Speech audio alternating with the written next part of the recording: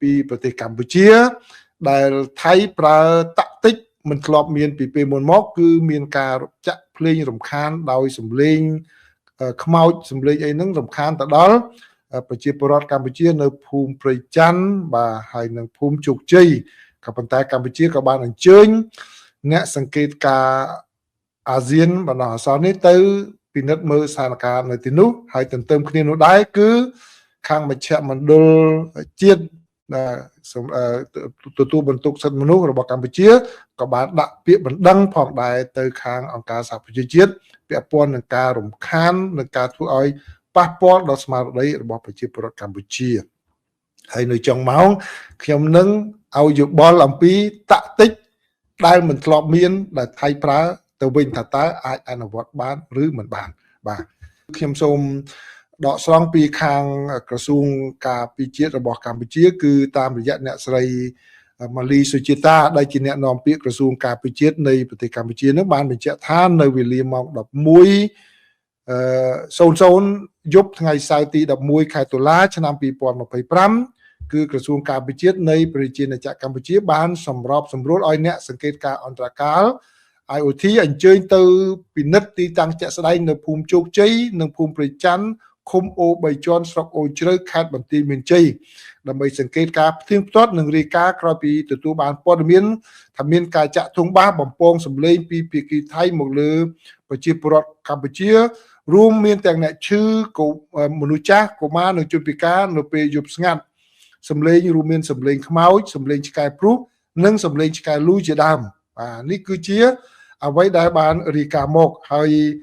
បើតាមសេចក្តីរាយការណ៍មួយចំនួនទៀតដែលខ្ញុំពិនិត្យមើលឃើញគឺថានៅពេលដែលក្រុមអ្នកសង្កេតការទៅដល់បែរជាថៃចាក់ទៅជាចាក់សេចក្តីជូនដំណឹងណាទៅពីទៅវិញបាទគឺគាត់បំបែងដានបាទគឺជាតាក់ទិញមួយក៏ប៉ុន្តែទោះបីជាយ៉ាងនេះក៏ដោយគាត់ឆ្លាតយ៉ាងណាក៏ប៉ុន្តែខាងគណៈកម្មាធិការសិទ្ធិមនុស្សរបស់រដ្ឋាភិបាលកម្ពុជាបានដាក់ពាក្យបណ្ដឹងទៅហើយបាទដើម្បីឲ្យបានទៅដល់បាទឧត្តមស្នងការអង្គការសហប្រជាជាតិទទួលបន្ទុកសិទ្ធិមនុស្សនៅទីក្រុងហ្សឺណែវបានដឹងនេះបើតាមការប្រកាសនៅក្នុង Facebook របស់ខាងគណៈកម្មាធិការសិទ្ធិមនុស្សកម្ពុជាគឺតាក់ទងជាមួយនឹងការប្រើប្រាស់សម្លេងរំខានរបស់យោធាថៃមកលើប្រជាពលរដ្ឋកម្ពុជាបាទដោយដែលធ្វើឡើងដោយយោធារបស់ថៃបាទហើយខ្ញុំសូមអានសេចក្តីថ្លែងការណ៍នឹងតិចដើម្បីឲ្យជាព័ត៌មានទៅដល់ប្រិយមិត្តទាំងអស់គ្នាក៏ប៉ុន្តែមិនទាំងស្រុងនោះទេគឺបើយោងតាមសេចក្តីប្រកាសរបស់ខាងគណៈកម្មាធិការសិទ្ធិមនុស្សកម្ពុជានឹងគឺបានរៀបរាប់អំពីការដាក់មានសម្លេងខ្មោចលងសម្លេងចាក់រំខាននឹងគឺឮខ្លាំងចាប់ពីម៉ោង 10:44 នាទីរសៀលដល់ម៉ោង 12:04 នាទីកណ្ដាលរាត្រីនិងបន្តចាក់សម្លេងរំខានជាយន្តហោះពីម៉ោង 3:22 នាទីរហូតដល់ម៉ោង 3:45 នាទីទៀបភ្លឺដែលមានគោលបំណងរំខាននិងបំភ័យប្រជាជនកម្ពុជាដែលរស់នៅក្នុងសហគមន៍ក្បែរនេះសម្លេងទាំងនេះត្រូវបានចាត់ទុកថាជាសម្លេងខ្លាំងនិងមានកម្រិតខ្ពស់ក្នុងរយៈពេលយូរបានបង្កការរំខានដល់ការទទួលទានដំណេកធ្វើឲ្យថប់អារម្មណ៍និងបង្កឲ្យមានការមិនសុខស្រួលផ្លូវកាយដល់ប្រជាពលរដ្ឋរស់នៅក្នុងតំបន់នោះរួមទាំងស្ត្រីកុមារចាស់ជរាមានជនពិការនិងអ្នកជំងឺសកម្មភាពបែបវិធានសនានិងបង្កហេតុទាំងនេះមិនត្រឹមតែបង្កគ្រោះថ្នាក់ដល់ផ្លូវកាយនិងផ្លូវចិត្តរបស់ប្រជាជនកម្ពុជានោះទេថែមទាំងជាការគំរាមកំហែងនិងបង្កើនភាពតានតឹងរវាងប្រទេសទាំងពីរទៀតផងសកម្មភាពទាំងនេះមិនគួរមាននៅក្នុងសង្គមដែលមានអរិយធម៌និងផ្ទុយទៅនឹងគោលការណ៍នៃធម្មនុញ្ញអង្គការសហប្រជាជាតិដែលប្រកាន់ខ្ជាប់សន្តិភាពនិងសិទ្ធិមនុស្សនិងការគោរពអធិបតេយ្យភាពគ្នាទៅវិញទៅមកក្នុងចំណោមប្រជាជាតិទាំងអស់បាទដូច្នេះខាងគណៈកម្មាធិការបានយោងទៅលើច្បាប់មួយចំនួនណាដែលធ្វើយ៉ាងណាហើយក៏បានស្នើឲ្យខាងអង្គការសិទ្ធិមនុស្សទទួលបន្ទុកសិទ្ធិមនុស្សហ្នឹងអង្គការសហប្រជាជាតិទទួលបន្ទុកសិទ្ធិមនុស្សគឺទី1ដូចផ្ដើមស៊ើបអង្កេតជាបន្ទាន់ណាអំពីការប្រើប្រាស់សម្លេងរំខានដោយកងទ័ពថៃនៅតាមព្រំដែនកម្ពុជាថៃនឹងធានាឲ្យមានការទទួលខុសត្រូវចំពោះ ការរំលោភបំពានច្បាប់សិទ្ធិមនុស្សនេះហើយទី2អំពាវនាវឲ្យបញ្ឈប់គ្រប់សកម្មភាពដែលគំរាមកំហែងផ្លូវចិត្តរបស់ប្រជាជនកម្ពុជាជាពិសេសការប្រើប្រាស់សម្លេងរំខាននៅពេលយប់អាធ្រាត្រទី3ធានាការការពារនិងការផ្ដល់ជំនួយវិជ្ជសាស្ត្រនិងផ្លូវចិត្តចាំបាច់ផ្សេងដល់ជនរងគ្រោះព្រមទាំងស្ត្រីកុមារនិងមនុស្សចាស់និងទី4លើកទឹកចិត្តក្នុងការពង្រឹងកិច្ចសន្ទនាតាមព្រំដែនរវាងកម្ពុជានិងថៃដើម្បីទប់ស្កាត់ការកើតឡើងវិញនៅភាពតានតឹងនិងប្រកាន់ខ្ជាប់នៅការគោរពស្មារតីនៃកិច្ចព្រមព្រៀងស្តីពីបទឈប់បាញ់គ្នារវាងកម្ពុជានិងថៃបាទនេះគឺជាអ្វីដែលភាគីកម្ពុជាស្នើឡើងក្នុងពេលនោះដែរគឺគណៈកម្មាធិការសិទ្ធិមនុស្សកម្ពុជានឹងគឺបានបញ្ជាក់ប្រទេសកម្ពុជានៅតែប្រកាន់ខ្ជាប់ដោយឥតងាករេចំពោះសិទ្ធិមនុស្សអធិបតេយ្យភាពនិងសិទ្ធិនិងសន្តិភាពស្របតាមច្បាប់អន្តរជាតិប៉ុន្តែសកម្មភាពដោយបំពាននិងយាយីមកលើប្រជាជនគឺมันអាចលើកលែងឲ្យបានឡើយបាទហើយមានបន្តទៀតបាទខ្ញុំសូមបញ្ចប់លិខិតនេះត្រឹមតែប៉ុណ្ណេះដើម្បីជូនជាដំណឹងដល់ប្រិយមិត្តទាំងអស់គ្នាអញ្ចឹងគឺបានន័យថាកម្ពុជាបានប្តឹងទៅខាងអង្គការសហប្រជាជាតិទទួលបន្ទុកសិទ្ធិមនុស្សហើយផងដែរបាទអ្វីដែលខ្ញុំពេញចិត្តជាងគេគឺចំណុចនេះបាទចំណុចពាក់ព័ន្ធនឹងការចំណុចទី3ធានាការនេះចំណុចទី3គឺធានាការការពារនិងការផ្ដល់ជំនួយវិជ្ជសាស្ត្រនិងផ្លូវចិត្តចាំបាច់ដល់ជនរងគ្រោះបាទនឹងរឿងសំខាន់ណារឿងសំខាន់ណាអញ្ចឹងឥឡូវចាប់ហើយចាប់ព័ត៌មានខ្ញុំបន្ថែមយោបល់គឺសំខាន់ណាស់អញ្ចឹងអ្នកសារព័ត៌មានឬក៏ខាងណាក៏ដោយគួរតែទៅសម្ភាសប្រជាពលរដ្ឋទុកជាឯកសារតែម្ដងចងក្រងជាឯកសារអ្នកណាដែលប៉ះពាល់នៅយប់មិញហ្នឹងបើចងក្រងទុកជាឯកសារសម្រាប់ថ្ងៃណាមួយឬក៏ទុកឲ្យខាងអ្នកសារព័ត៌មានចងក្រងឲ្យទៅខាងគណៈកម្មការសិទ្ធិមនុស្សដើម្បីទុកប្រើពេលថ្ងៃក្រោយបាទនេះជាការមួយដែលប៉ះពាល់រំខានដល់ផ្លូវចិត្តណាហ្នឹងនៅនេះគឺខ្ញុំឃើញខាងក្រសួងព័ត៌មានបាននិយាយដែរគឺតកតងហ្នឹងគេថាគឺជា noise pollution គឺជាការរំខានមួយដែលខាងសំឡេងហ្នឹងជាការបំពុលមួយដែលហ្នឹងខុសច្បាប់ដែរណាបាទអញ្ចឹងគឺឲ្យចងក្រងកន្លែងហ្នឹងបើអញ្ចឹងទី1គឺអ្នកសារព័ត៌មានទៅចងក្រងកន្លែងហ្នឹងហើយយើងទៅប្តឹងអញ្ចឹងហើយឥឡូវត្រឡប់មកបន្ថែមចំណុចទៀតប្រិមិត្តដែលលឺខ្ញុំបានបញ្ជាក់ដូចជាម្សិលមិញដែលខ្ញុំថាការធ្វើសឹកឬក៏ធ្វើអីក៏ដោយគឺមិនចាំបាច់គោរពត្រូវតែគោរពតាមសភៅយ៉ាងហើយក៏ប៉ុន្តែអ្នកខ្លះត្រូវតែជាមេដឹកនាំឬក៏ជាមេបញ្ជាការដែលប្រកែគឺប្រើប្រាស់តាក់ទិកឬក៏យុទ្ធសាស្ត្រមួយចំនួនដែលមិនធ្លាប់មាននៅក្នុងសភៅទេនៅក្នុងក្បួនគម្ពីរទេនេះគឺជាអ្វីដែលថៃធ្វើហើយឃើញក្បួនគម្ពីរនេះអត់មានដែលចានៅក្នុងទំនាក់ទំនងកម្ពុជាថៃប្រើវិធីនេះអានឹងសម្រាប់ខ្ញុំខ្ញុំសូមនិយាយដោយប្រយ័ត្នប្រយែងនេះគឺចង់និយាយថាគាត់ចេះនឹករកឃើញវិធីថ្មីក្នុងការអនុវត្តការងារធ្វើឲ្យរំខានទៅដល់គូបដិបករបស់គាត់បាទបើទោះបីជាតាក់ទិញនេះវាមិនថ្លៃថ្នូរវាមិនសមរម្យប៉ុន្តែគឺគាត់នឹកឃើញបាទអញ្ចឹងអានឹងជាច្បាស់ជានៅក្នុងសភៅយោធារបស់គាត់ថ្ងៃក្រោយគេចាទុករបស់គាត់មួយដែរណាហ្នឹងណាបាទក៏ប៉ុន្តែយើងត្រូវធ្វើពិធីមួយដែលអត់មាននៅក្នុងសភៅវិញដែរខ្ញុំអាចប្រាប់វិញដែរតែធ្វើបានប៉ុណ្ណាខ្ញុំមិនដឹងហើយឬក៏គួរធ្វើមិនគួរធ្វើខ្ញុំមិនដឹងណាបាទខ្ញុំមានវិធីដើម្បីប្រក្រាបអត់មាននៅក្នុងសភៅចែកវិញដែរពីព្រោះយុទ្ធសាស្ត្ររបស់ថៃគាត់ដឹងចិត្តសាស្ត្ររបស់ពលរដ្ឋខ្មែរគឺនៅមានអបិយជំនឿបាទនៅខ្លាចខ្មោចខ្លាចអីពេលយប់មិនសូវហ៊ានដែរ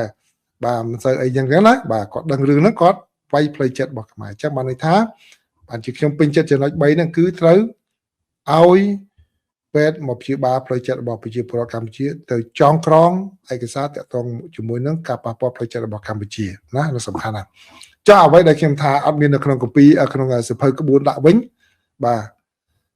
គឺថៃក៏ដូចខ្មែរដែរមិនមែនខ្លាចខ្មោចតែខ្មែរទេថៃក៏ខ្លាចខ្មោចដែរថៃខ្លាចខ្មោចពីរប្រភេទបាទគឺគេហៅថាខ្មោចតៃហោងថៃខ្លាចខ្មោចតៃហោងហើយនឹងខ្មោចមួយទៀតខ្ញុំមិនដឹងជាគេហៅថាម៉េចនៅក្នុងនេះណានៅក្នុងសូមអធិស្ឋានបាទសូម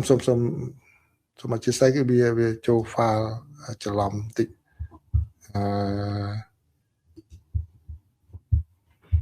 បាទនេះចូលមកគឺថៃក៏ខ្លាចខ្មោចតៃហោងបាទខ្មោចតៃហោងហើយនឹងមួយទៀតគេថាខ្មោចប៉ុបរបស់វាហ្នឹងគឺខ្មោចតៃហោងហ្នឹងគឺអ្នកណាដែលគ្រោះថ្នាក់ដោយសារជំងឺដោយសារអីឡានបុកឡានអីហ្នឹងគឺក៏ខ្លាចខ្មោចហ្នឹងបាទហើយនឹងខ្មោចមួយទៀតដែលស្លាប់ដោយអង្គើអយុធធម៌អីហ្នឹងបាទវាថៃខ្លាចហ្នឹងដែរអញ្ចឹងអ្វីដែលខ្ញុំថាបើសិនជាសំទោសខ្ញុំគាត់និយាយជាយោបល់ទេណាធ្វើបានធ្វើក៏មិនធ្វើក៏កុំធ្វើណាបាទជាយោបល់របស់ខ្ញុំឯងបាទបើខ្ញុំឯង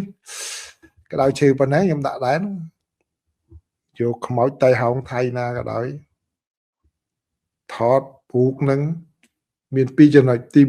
1ផ្ដិតរូបនឹងឲ្យច្រើនដាក់ពេលប៉ោងប្រហោះចូលដីថៃវិញបណ្ដោយប្រជាពលរដ្ឋធ្វើកុំឲ្យរដ្ឋធ្វើដាក់ខ្មោចតៃហោងហ្នឹងប្រហោះចូលដីថៃពេលប៉ោងខ្លាចបែកធ្លាក់ទៅក្នុងដីថៃពួកនោះខ្លាចដូចអីចឹងដាក់វិញ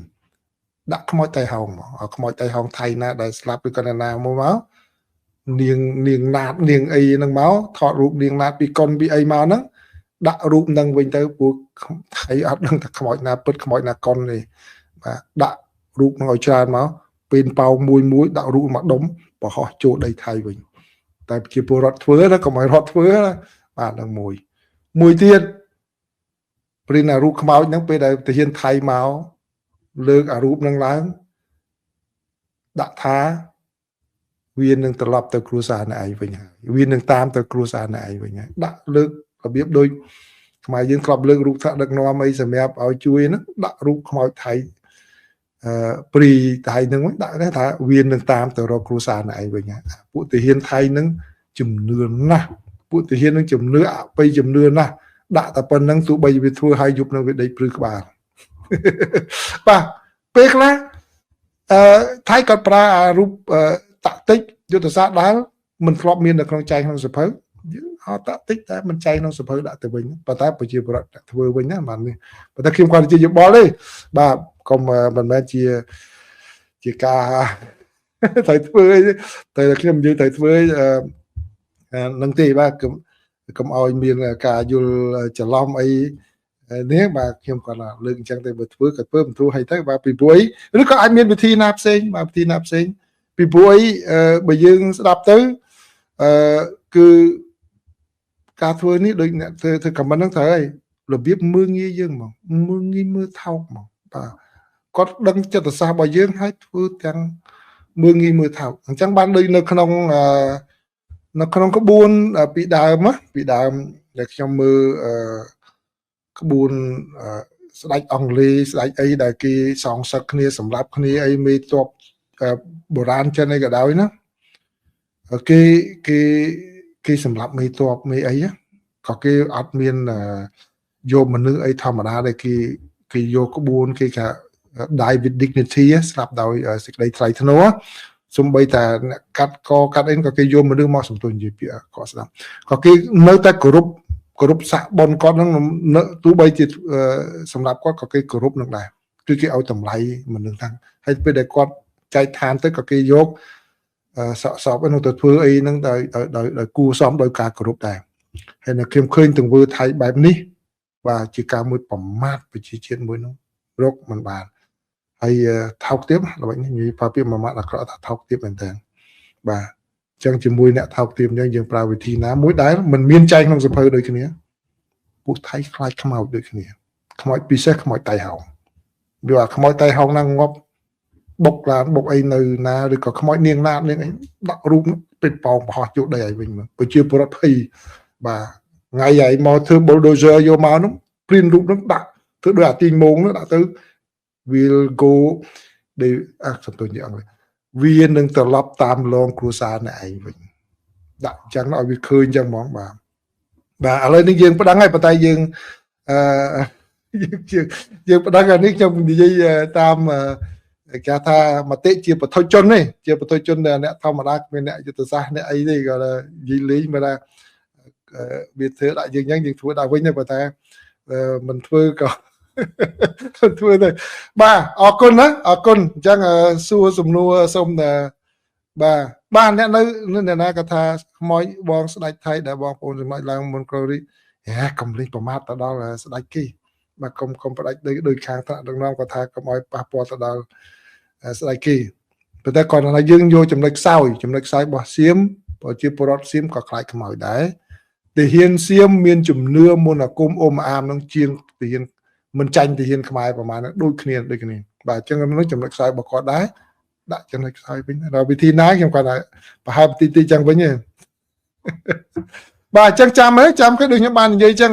នៅក្នុងការធ្វើសឹកធ្វើអីហ្នឹងមេតបដែលនឹងជាប់ក្នុងវត្តសាស្ត្រហ្នឹងគឺអញ្ចឹងដូច្នេះម្នាក់មួយនៅយុទ្ធភូមិភាគ1ហ្នឹងដែលឡើងថ្មីមកហ្នឹងគឺយើងនឹងចាំគាត់ហ្នឹងប៉ុន្តែទោះបីជាវាមិនហើយព័ត៌មានទី2នេះគឺតាក់ទងជាមួយនឹងប្រទេសអ៊ុយក្រែនគឺលោកប្រធានាធិបតីនៃប្រទេសអ៊ុយក្រែនលោក Volodymyr Zelensky បាននិយាយថាទីក្រុងគៀវនិងទីក្រុង Washington បានពិភាក្សាគ្នាអំពីជំហានថ្មីនៅក្នុងការជួយជំរុញប្រព័ន្ធការពារដែនអាកាសរបស់ប្រទេសអ៊ុយក្រែនគឺលោក Zelensky បានថ្លែងដូចនេះនៅថ្ងៃសៅរ៍នេះបាទក្រោយពីលោកបាននិយាយថាលោកបានសន្ទនាគ្នាជាមួយនឹងលោកប្រធានាធិបតី Donald Trump របស់សហរដ្ឋអាមេរិកលោកបានបញ្ជាក់ថាលោកបានសន្ទនាគ្នានេះគឺមានលក្ខណៈវិជ្ជមានហើយនឹងមានលក្ខណៈផ្លែផ្កាបើនេះបើតាមការបញ្ជាក់របស់លោក Zelensky នៅតាមបណ្ដាញសង្គម X នៅថ្ងៃសៅរ៍នេះហើយលោកបានបញ្ជាក់ថាឱកាសនៃការជំរុញប្រព័ន្ធការពារដែនអាកាសរបស់អ៊ុយក្រែននោះគឺជាកិច្ចព្រមព្រៀងមួយដែលមានលក្ខណៈហើយពេលនេះនៅមានជាក់លាក់ហើយដែលនឹងអាចធានានឹងទទួលបានហើយការដែលប្រកាសនេះគឺស្របពេលដែលរុស្ស៊ីបង្កើនការវាយប្រហារតាមអាកាសទៅលើប្រព័ន្ធធម្មពលរបស់អ៊ុយក្រែនការប្រកាសនេះកើតឡើងគឺមួយថ្ងៃក្រោយពីរុស្ស៊ីបានបាញ់ដ្រូនជាង450ដ្រូនហើយនឹងមីស៊ីល30គ្រាប់ដែលធ្វើឲ្យមនុស្សយ៉ាងហោចណាស់ចំនួន20នាក់បានរងរបួសហើយធ្វើឲ្យផ្នែកមួយចំនួននៅក្នុងប្រទេសអ៊ុយក្រែនបានបាត់បង់មិនមានអគ្គិសនីប្រើហើយឥឡូវមកដល់ពេលនេះបើតាមសេចក្តីរាយការណ៍ឲ្យដឹងថាគឺអាជ្ញាធរបានតអគ្គិសនីទៅដល់លំនៅឋានដែលប្រជាពលរដ្ឋចំនួន800,000នាក់វិញហើយនៅក្នុងទីក្រុងគៀវនេះបើតាមការបញ្ជាក់របស់អាជ្ញាធរបាទហើយព័ត៌មានទី3នេះគឺជាព័ត៌មានរីករាយមួយសម្រាប់ប្រជាពលរដ្ឋនៅតំបន់ហ្គាហ្សាប៉ាឡេស្ទីននៅហ្គាហ្សាហើយនេះគឺលោកប្រធានាធិបតី Donald Trump ហើយនឹងប្រធានាធិបតីនៃប្រទេសអ៊ីជីបលោក Abdel Fattah al-Sisi គឺមានគម្រោងនឹងដឹកនាំកិច្ចប្រជុំកំពូលអំពីសន្តិភាពនៅក្នុងតំបន់ហ្គាហ្សាដែលមេដឹកនាំពិភពលោកជាច្រើនរូបនឹងចូលរួមផងដែរគឺកិច្ចប្រជុំនេះនឹងរៀបចំនៅថ្ងៃច័ន្ទនៅក្នុងប្រទេសអ៊ីជីបកិច្ចប្រជុំនេះគឺនៅរសៀលគឺរៀបចំនៅទីក្រុងលំហែនៃសមុទ្រក្រហមរបស់អ៊ីជីបហើយមានការចូលរួមពីមេដឹកនាំមកពីប្រទេសជាង20នេះបើតាមការឲ្យដឹងដោយប្រធានាធិបតីរបស់អ៊ីជីបលោកបានបញ្ជាក់បន្ថែមថាកិច្ចប្រជុំនេះនឹងមានគោលបំណងបញ្ចប់សង្គ្រាមនៅក្នុងតំបន់ហ្គាហ្សាក៏ដូចជាជំរុញនៅកិច្ចខិតខំប្រឹងប្រែងសម្រាប់ឲ្យបានសន្តិភាពស្ថិរភាពនៅក្នុងតំបន់មជ្ឈិមបូព៌ាក៏ដូចជាបោះជំហានចូលទៅក្នុងយុគសម័យថ្មីនៃសន្តិសុខនៅក្នុងតំបន់និងមានស្ថិរភាពរីឯលោកអគ្គលេខាធិការអង្គការសហប្រជាជាតិគឺលោក Antonio Guterres វិញក៏បានថ្លែងថាលោកមានគម្រោងនឹងចូលរួមនៅក្នុងកិច្ចប្រជុំនោះផងដែរហើយនាយករដ្ឋមន្ត្រីរបស់ចក្រភពអង់គ្លេសលោក Keir Starmer ក៏នឹងមានគម្រោងចូលប្រជុំហើយសមាភិកីរបស់លោកគឺនាយករដ្ឋមន្ត្រីអ៊ីតាលី Giorgio